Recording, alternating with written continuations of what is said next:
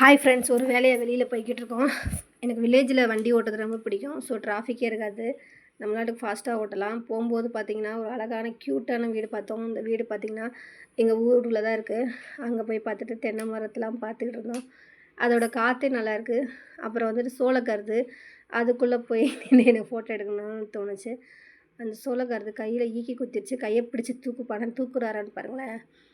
என்ன ஹஸ்பண்டு மனசில் இருக்க இந்த மாதிரி டைம் கிடைக்கும்போது காட்டிடுறாரு கோவத்தை.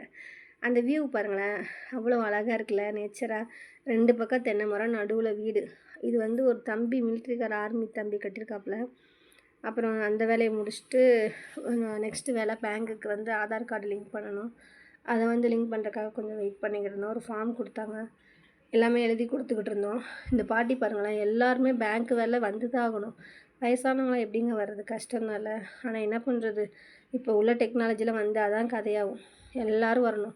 அவங்க முதியோர் பணம், ஓஏபி பணத்தை வாங்கிட்டு வந்துட்டு வெயில் அதிகமாக இருந்துச்சு.